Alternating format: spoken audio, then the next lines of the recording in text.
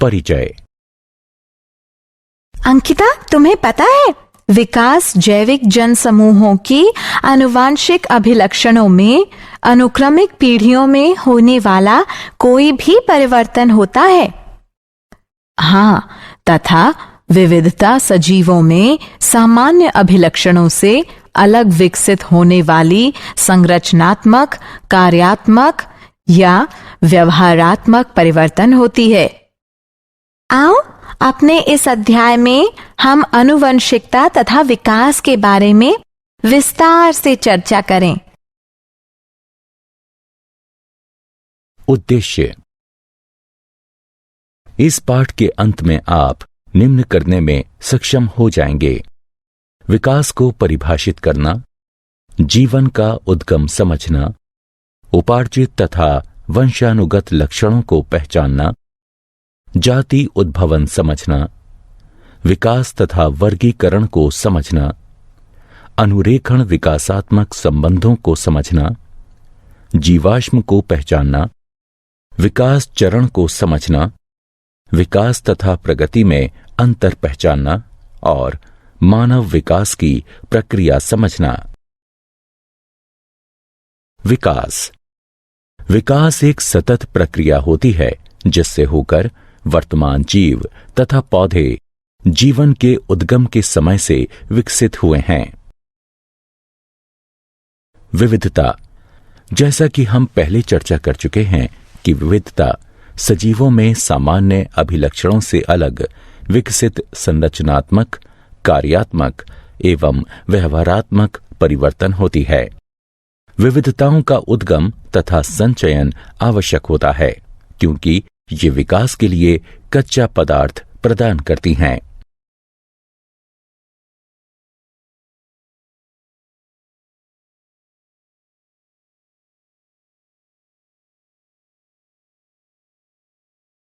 विविधताओं के प्रकार।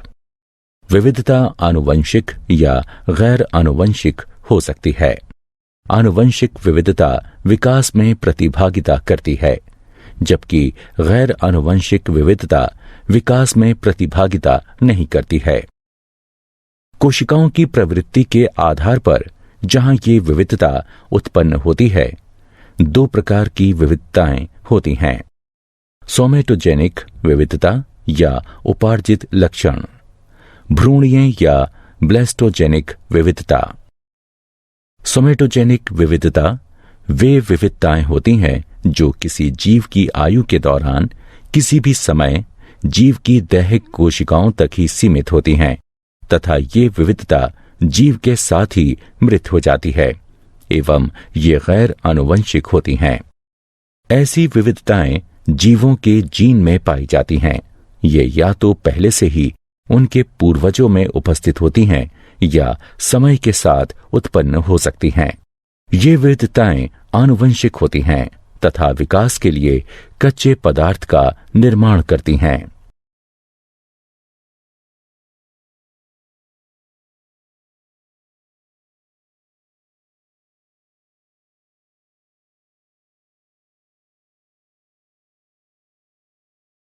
विविधता के स्रोत। विविधता निम्न कारणों से होती है: उत्परिवर्तन, आनुवंशिक विचलन। उत्परिवर्तन एकाएक, वृहद तथा आनुवंशिक पदार्थ में होने वाला परिवर्तन है। ये परिवर्तन कुछ प्राकृतिक कारकों या मानवीय गतिविधियों द्वारा हो सकते हैं।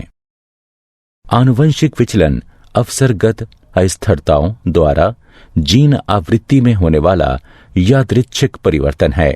यह समष्टि के आकार के विपरीत अनुपात में होता है एवं इस प्रकार यह छोटी समष्टि में अधिक ग्राह्य है, जिनमें अंतःजनन की अधिक संभावना होती है तथा यह हानिकारक जीनों की होमोजाइगोसिटी की आवृत्ति में वृद्धि करती है। यह बिना किसी अनुकूलन के विविधता प्रदान करती है।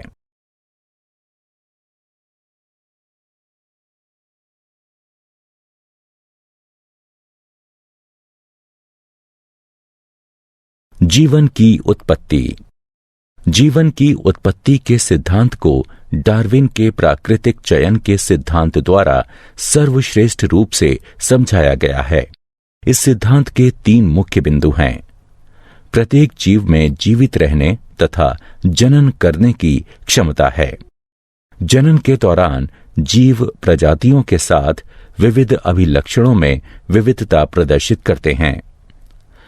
लाभप्रद अभिलक्षणों के साथ जीवों में अधिक जनन करने की क्षमता होती है। वे अभिलक्षण जो जीवों के जीवित रहने में सहायता करते हैं, वे उनकी संतानों द्वारा आनुवंशिक रूप से अपनाए जाते हैं तथा पीढ़ी दर पीढ़ी ये धीरे धीरे बढ़ती हैं या ये प्राकृतिक रूप से चयनित हो जाती हैं। स्टैनले एल मिलर तथा हैरोल्ड सी उरे ने सन 1953 में अपने अनुरूपण प्रयोग में लघु कारक स्थितियों के अंतर्गत अति साधारण यौगिकों से साधारण यौगिकों के गठन को प्रयोग से सिद्ध किया था।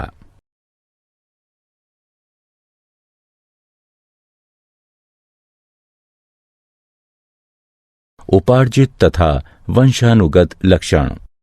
आनुवंशिक अभिलक्षण वे होते हैं जो जनन कोशिकाओं में डीएनए द्वारा नियंत्रित होते हैं तथा एक पीढ़ी से दूसरी पीढ़ी में स्थानांतरित होते हैं। इन अभिलक्षणों में किसी भी परिवर्तन का परिणाम विविधता होती है।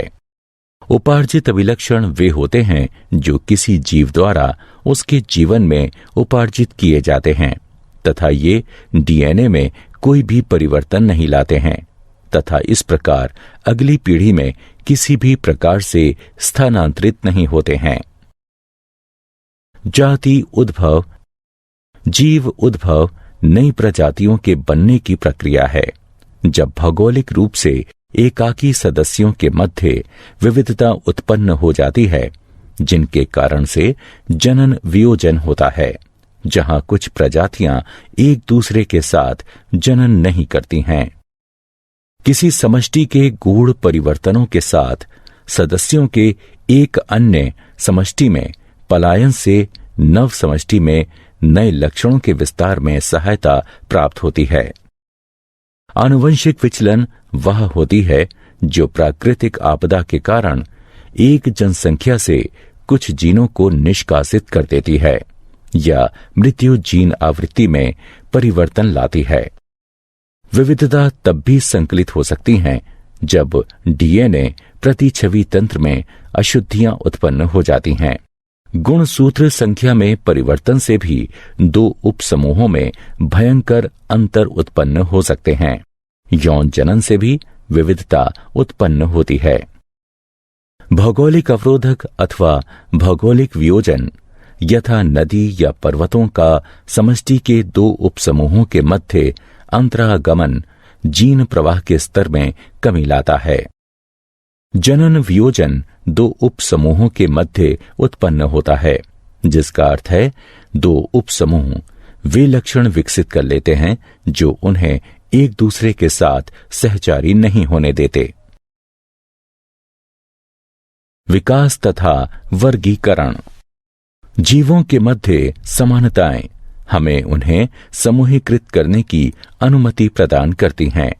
जितने अधिक अभिलक्षण उनमें आम होंगे, उतने ही अधिक वे संबंधित होंगे। जितने निकटतम वे संबंधित होंगे, उतना ही नजदीक उनमें आम पूर्वज होंगे। इसे एक भाई एवं बहन के उदाहरण से अधिक स्पष्ट रूप से समझा जा सकता है। वे निकटतम संबंधित होते हैं क्योंकि उनके पूर्वज समान होते हैं। इस प्रकार हम प्रजातियों के छोटे समूहों का निर्माण हालिया समान पूर्वजों के साथ कर सकते हैं। फिर इन समूहों के उपसमूहों में अधिक समान पूर्वज होंगे।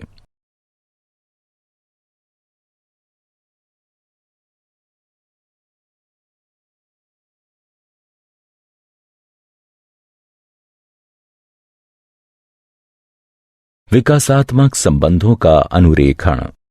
विविध जैविक अध्ययन हमें बतलाते हैं कि अपने उद्भव के बाद से ही जीव अपने नए रूपों में विकसित होने के लिए अपनी संरचनाओं में विविध परिवर्तनों से होकर गुजर रहे हैं।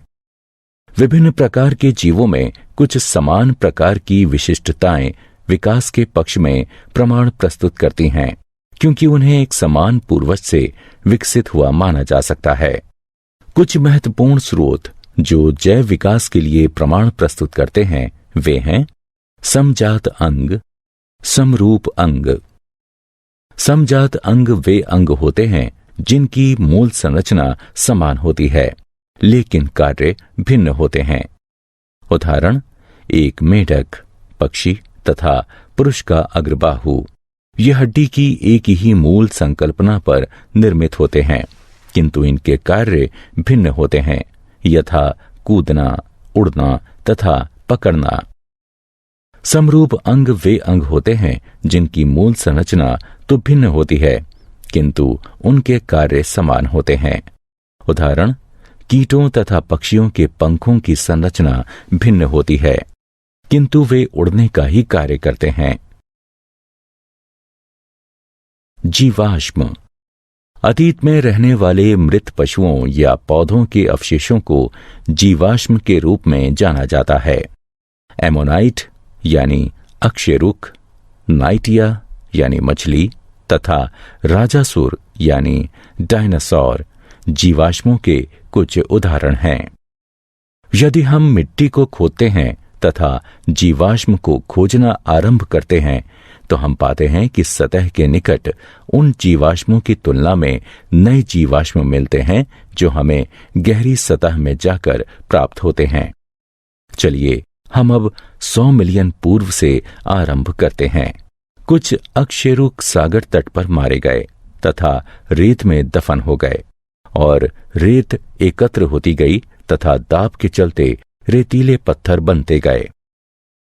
लाखों वर्ष उपरांत एक क्षेत्र में रहने वाले डायनासोर मर गए तथा उनके शरीर मिट्टी में दब गए। यह मिट्टी चट्टानों में परिवर्तित हो गई। चट्टानों में पहले से ही अकशेरुकियों के जीवाश्म थे।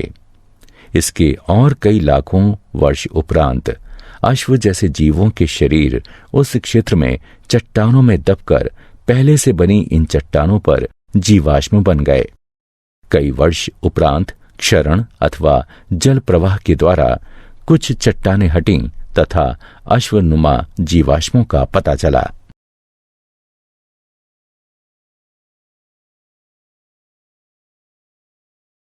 विकास चरण।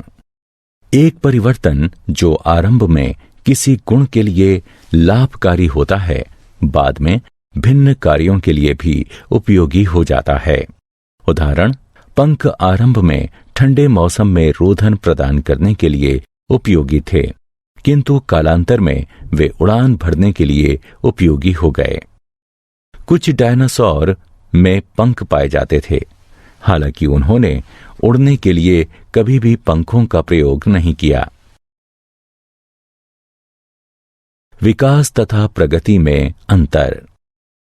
विकास में पुरानी प्रजातियां नई प्रजातियों के निर्माण के दौरान विलुप्त नहीं होती हैं तथा अधिकतर पुरानी तथा सामान्य प्रजातियां अभी भी जीवित हैं। विकसित प्रजातियां कभी भी पैतृक प्रजातियों से भिन्न नहीं होती हैं। विकास प्राकृतिक तथा आनुवंशिक विचलन पर आधारित होता है जो एक साथ मिलकर एक ऐसी समष्टि का निर्माण करते हैं जो अपनी पैतृक प्रजाति से वियुक्त होती है। मानव विकास। जैसा कि हम पूर्व में चर्चा कर चुके हैं कि मानव तथा बंदर बहुत ही निकटतम संबंधी प्रजातियां हैं। बहुत समय पूर्व इनके पूर्वज समान हुआ करते थे। यहां तक कि मानवों में भी पूरे विश्व में प्रारूपों में तथा विशिष्टताओं में अत्यधिक विविधता पाई जाती है। काफी समय तक हम इन मानव प्रारूपों को मानव जातियों के रूप में मानते रहे। टाइम डेटिंग के आधार पर जीवाश्मों के अध्ययन तथा डीएनए अनुक्रम को संलग्न कर आणविक जाति वृत्त के आधार पर अब यह स्पष्ट हो गया है कि सभी मानव जाति एक ही होमो सेपियंस से संबंधित हैं। होमो सेपियंस के आरंभ के सदस्य अफ्रीका से आए प्रतीत होते हैं। हमारे कुछ पूर्वज अफ्रीका में ही बने रहे तथा कुछ पूरे द्वीप में फैल गए। कुछ ने अफ्रीका छोड़ दिया तथा समय के साथ पूरे ग्रह पर फैल गए। अन्य प्रजातियों के समान पूर्वजों के इन समूहों ने भी अपना जीवन अभिभावी परिवेश में व्यतीत किया तथा विभिन्न भौगोलिक क्षेत्र में विशेष विशिष्टताओं के साथ विभिन्न रंग के होने के लिए आनुवंशिक विविधता विकसित कर ली। क्या आप जानते हैं, टी डॉब्जेंस्की ने आनुवंशिक तथा प्रजातियों का उद्गम नामक पुस्तक लिखी है।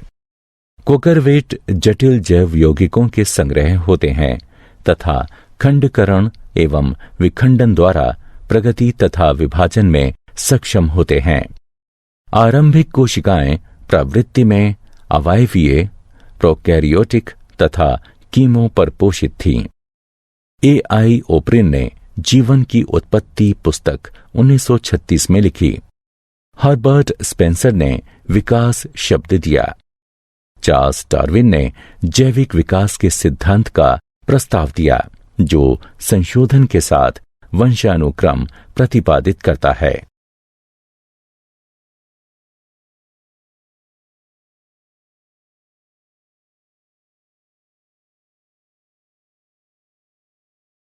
लियोनार्डो दा विंसी को भूविज्ञान का जनक के रूप में भी जाना जाता है। W.F. लिबी ने कार्बन 14 डेटिंग तकनीक का प्रस्ताव दिया, जिसे पूर्ण डेटिंग तकनीक भी कहा जाता है। बोल्टवुड ने डेटिंग जीवाश्मों के लिए यूरेनियम आधारित पद्धति का सुझाव दिया। निएंडरथल मैन प्रथम सभ्य व्यक्ति था, जबकि क्रो-मैग्नन मैन को आधुनिक व्यक्ति का विलुप्त प्रतिनिधि माना जाता है। मानव को बंदरों से अधिक चिंपांजी के नजदीक माना जाता है, क्योंकि मानव तथा बंदरों के डीएनए के बीच में 10% का अंतर है। वहीं मानव तथा चिंपांजी के डीएनए में 2.5% का अंतर है।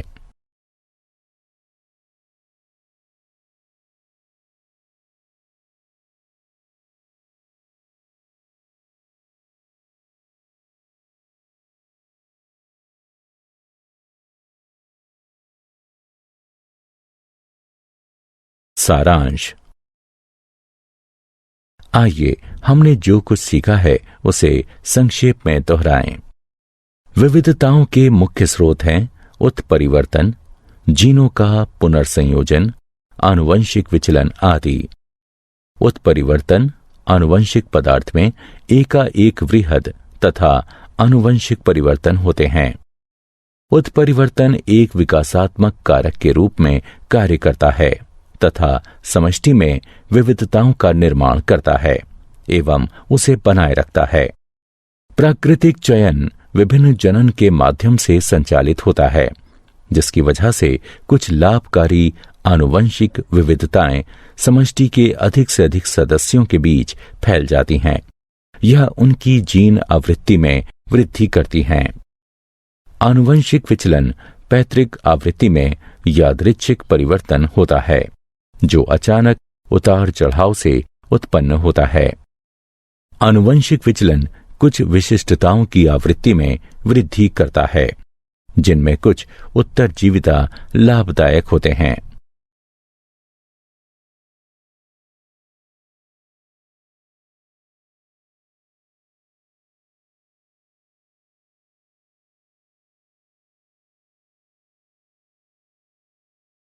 चार्ल्स डार्विन ने जैविक विकास के लिए प्राकृतिक चयन के सिद्धांत का प्रतिपादन किया।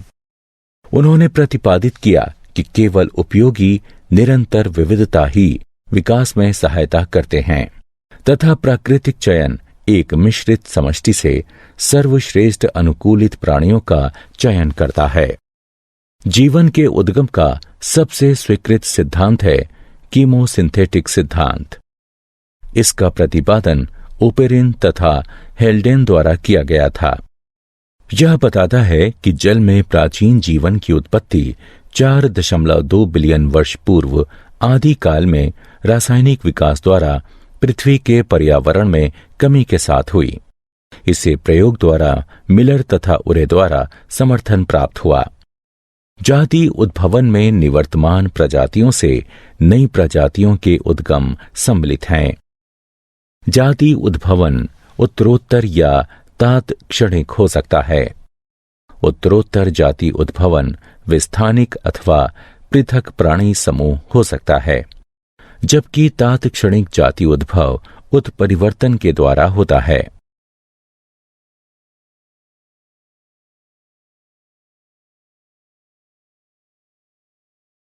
विकासात्मक संबंध जीवों के वर्गीकरण द्वारा अनुरेखित किए जा सकते हैं। समजात अंग वे अंग होते हैं जिनकी मूल संरचना समान होती है लेकिन कार्य भिन्न होते हैं, जबकि समरूप अंग वे अंग होते हैं जिनकी मूल संरचना तो भिन्न होती है किंतु उनके कार्य समान होते हैं। जीवाश्म वे अवशेष अथवा विलुप्त जीवों के कड़े अंगों की छवियां होती हैं जो तलछटी चट्टानों में संरक्षित की जाती हैं। ये विकास के लिखित दस्तावेज हैं। विकासात्मक संबंध कुछ अंतःकालीन चरणों द्वारा निर्धारित किए जाते हैं। उदाहरण, पंख वाले डायनासोर यह विचार प्रदान करते हैं कि पक्षी भी विशालकाय सरीसृप हुआ करते थे। एक समान पूर्वज कई असमान परिलक्षित संरचनाओं का विकास कर सकता है। उदाहरण, पत्ता गोभी, फूल गोभी, कोहला अरबी, काले, ब्रोकली आदि जंगली पत्ता गोभी के पौधे से। विकासात्मक संबंधों का निर्धारण आणविक वंशागति के आधार पर भी हो सकता है, विशेष तौर पर रक्त प्रोटीन तथा परिवर्तित डीएनए मात्रा। मानव विकास अफ्रीका से होना आरंभ हुआ तथा इसमें असंख्य मानव प्रकार सम्मिलित हैं, जैसे अफ्रीकी बंदर मानव, जावा बंदर मानव, पैकिंग मानव, क्रो मैग्नन मानव तथा आधुनिक मानव। परिचय। एक पीढ़ी से दूसरी पीढ़ी के लक्षणों के स्थानांतरित होने की प्रक्रिया को आनुवंशिकी कहते हैं। हाँ, नई जातियों की उत्पत्ति में आनुवंशिकी की महत्वपूर्ण भूमिका है।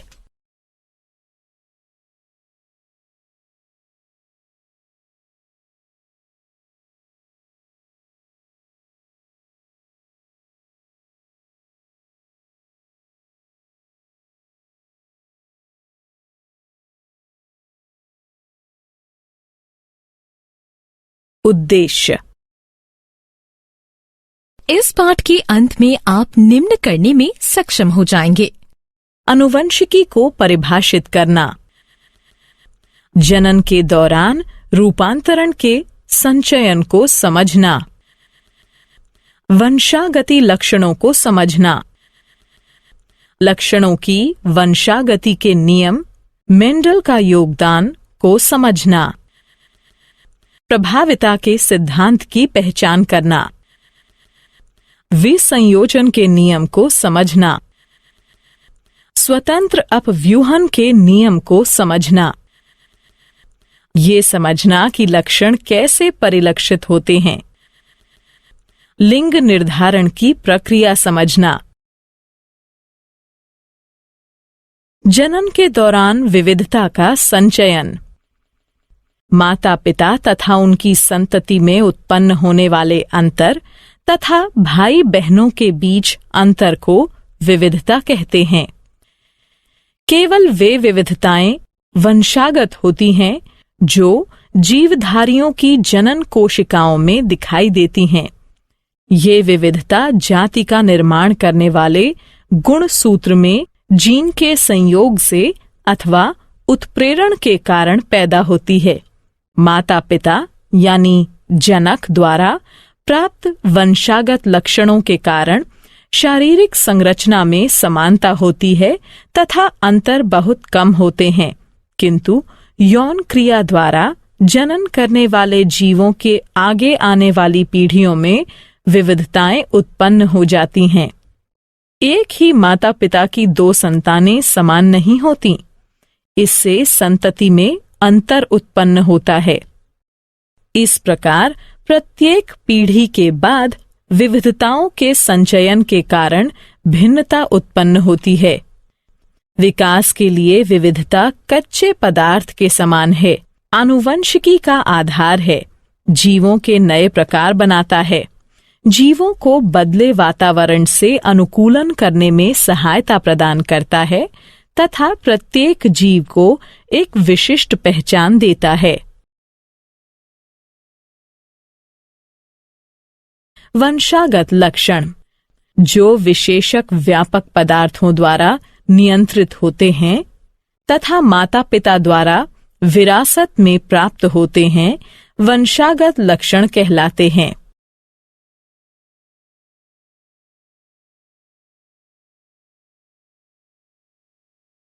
गतिविधि।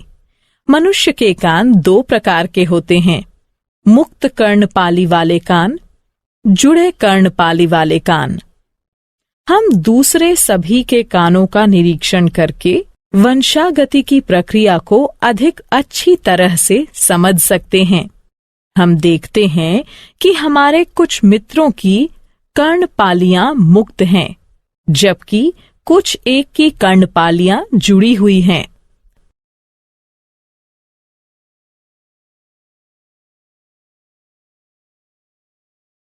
लक्षणों की वंशागति के नियम, मेंडल का योगदान।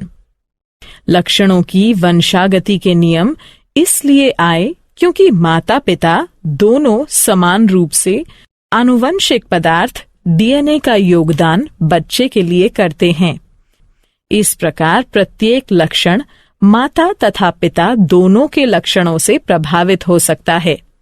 पीढ़ी दर पीढ़ी लक्षणों की वंशागति का अध्ययन करने के लिए ग्रेगोर जॉन मेंडल ने 1856 में 7 दृश्य विपरीत लक्षणों वाली मटर पर प्रयोग किए। तने की ऊंचाई, लंबे या बौने पौधे, बीज का आकार गोल या झुर्रीदार बीज, बीज का रंग हरे या पीले बीज, पुष्प का रंग सफेद या बैंगनी फूल, फली का आकार पूर्ण या सिकुड़ा, फली का रंग हरा या पीला, पुष्प की स्थिति अक्षीय या सिरा। एक लंबे तथा एक बौने पौधे के बीच क्रॉस कराया गया। इस प्रकार का क्रॉस जिसमें केवल एक ही लक्षण ज्ञात हो, मोनोहाइब्रिड क्रॉस कहलाता है। पहली पीढ़ी में सभी पौधे लंबे थे, कोई भी बीज के लक्षण का नहीं था।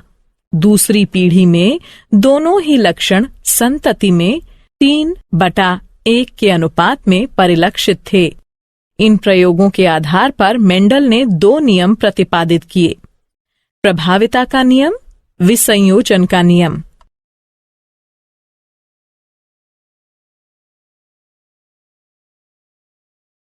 प्रभाविता का नियम। मेंडल ने कहा कि 2 विपरीत लक्षणों में से संतति में केवल एक ही लक्षण F1 पीढ़ी में परिलक्षित होता है। वे लक्षण जो कि प्रथम पीढ़ी में परिलक्षित हैं, अर्थात लंबाई, यह प्रभावी लक्षण है, जबकि जो लक्षण प्रथम पीढ़ी में परिलक्षित नहीं हैं, अर्थात बौनापन, तो ये अप्रभावी लक्षण है। विसंयोजन का नियम। मेंडल ने कहा कि किसी भी अभिलक्षण के अगली पीढ़ी में जाने से पहले सबसे पहले जीन्स को युग्मक में पृथक किया जाता है, जो फिर आपस में मिलकर युग्मनज बनाते हैं। इसी प्रकार अपने प्रयोग में मेंडल ने बीज के 2 अभिलक्षण चुने, बीज का रंग पीला या हरा, बीज का आकार गोल या झुर्रीदार। इस प्रकार के क्रॉस जिसमें एक ही समय में 2 अभिलक्षणों पर विचार किया जाता है, द्विसंकर या डाई हाइब्रिड क्रॉस कहलाते हैं। प्रथम पीढ़ी में सभी पौधों के बीज गोल तथा पीले रंग के हैं, इसलिए गोल तथा पीला प्रभावी लक्षण हैं, जबकि हरा तथा झुर्रीदार अप्रभावी लक्षण हैं।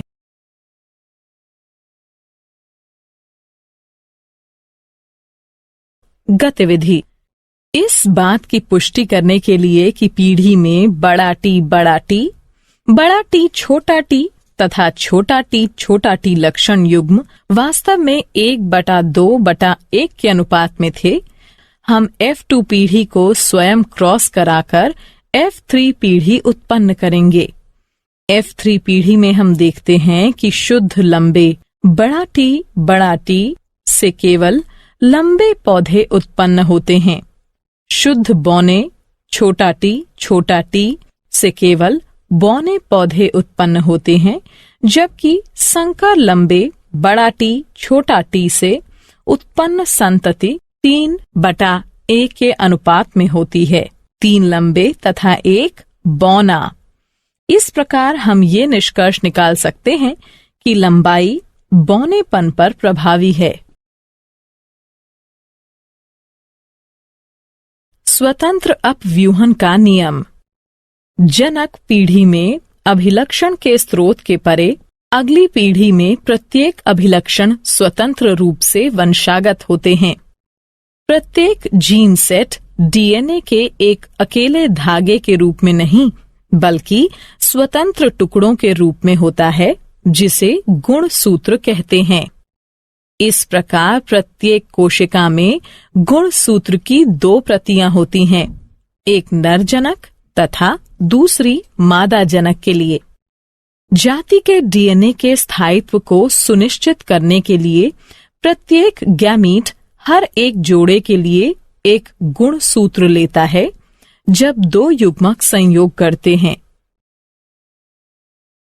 लक्षण कैसे परिलक्षित होते हैं? प्रत्येक यूकेरियोटिक कोशिका में गुणसूत्र होता है जो डीएनए के लंबे धागों से मिलकर बना होता है। डीएनए में एक कोड होता है जो कोशिका को निर्देश देता है कि अगली पीढ़ी में कौन सा अभिलक्षण परिलक्षित होगा। डीएनए का वह भाग जिसमें अभिलक्षण का कोड होता है जीन कहलाता है। प्रत्येक कोशिका में गुणसूत्र की 2 प्रतियां होती हैं, पिता से 1 तथा माता से 1। प्रत्येक गैमीट माता पिता से 1 क्रोमोसोम लेता है। 2 गुणसूत्रों के मिलन पर अगली पीढ़ी में जाने वाले अभिलक्षणों की कुल संख्या नियत रहती है, जिससे डीएनए का स्थायित्व सुनिश्चित होता है।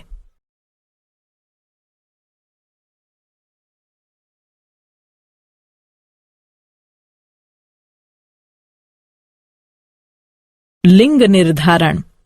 बहुत से मनुष्य क्रोमोसोम में 1 प्रति माता की तथा 1 प्रति पिता की होती है तथा इस प्रकार के 22 जोड़े होते हैं, जिनमें से एक जोड़े को सेक्स गुणसूत्र कहते हैं। ये सेक्स गुणसूत्र हमेशा आदर्श जोड़ा नहीं होता है।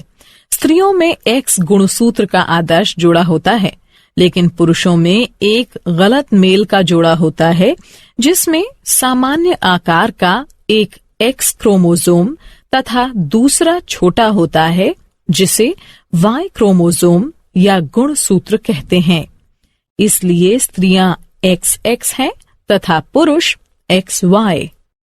अंतरंग के दौरान माता हमेशा X गुणसूत्र का योगदान प्रदान करेगी, चाहे बच्चे का लिंग कुछ भी हो, जबकि पिता द्वारा दिए गए गुणसूत्र योगदान से बच्चे का लिंग निर्धारित होता है।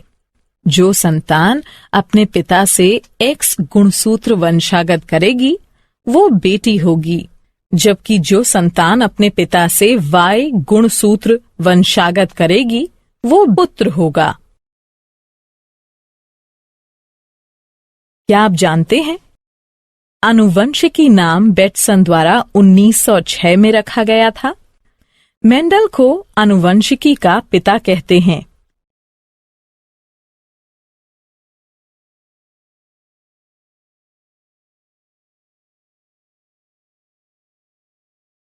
सारांश।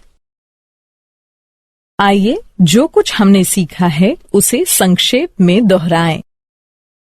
पिछली पीढ़ी से वंशागति में एक मूलभूत शारीरिक संरचना तथा साथ में अगली पीढ़ी के लिए उपयुक्त बदलाव दोनों मिलते हैं। वंशागति के नियम उस प्रक्रिया का निर्धारण करते हैं जिससे लक्षण विश्वसनीयता पूर्वक वंशागत होते हैं। पिता तथा माता दोनों समान मात्रा में आनुवंशिक पदार्थ का योगदान बच्चे के लिए करते हैं। मेंडल ने अपने जनन प्रयोगों के लिए विपरीत अभिलक्षणों वाली 7 जोड़ी मटर का प्रयोग किया। F1 पीढ़ी में मोनोहाइब्रिड क्रॉस से मेंडल द्वारा प्राप्त सभी पौधे लंबे थे। F2 पीढ़ी में सभी पौधे लंबे नहीं थे तथा उनमें से 1/4 बौने थे। इन क्रॉस के द्वारा प्रभाविता नियम तथा संयुग्मों की शुद्धता या विसंयोजन नियम कार्यकारी हुआ। डाई हाइब्रिड क्रॉस में मेंडल को F2 पीढ़ी में 9/3/3/1 का अनुपात प्राप्त हुआ। इससे स्वतंत्र अपव्यूहन के नियम की खोज हुई। जीन डीएनए से बनते हैं जो लक्षणों की अभिव्यक्ति के लिए आवश्यक प्रोटीन का निर्माण करते हैं। मनुष्य में किसी भी व्यक्ति का लिंग आनुवंशिकी द्वारा निर्धारित होता है। मनुष्यों में गुणसूत्र के 23 जोड़े होते हैं। 23वें जोड़े को लिंग गुणसूत्र कहते हैं। स्त्रियों में XX प्रकार के सेक्स गुणसूत्र होते हैं जबकि पुरुषों में XY प्रकार के सेक्स गुणसूत्र होते हैं। इस प्रकार पुरुषों में 44+XY युग्म तथा स्त्रियों में 44+XX युग्म के गुणसूत्र होते हैं। जीवधारियों के सामान्य लक्षणों में शारीरिक कार्यकारी अथवा व्यवहारिक बदलाव को रूपांतरण कहते हैं।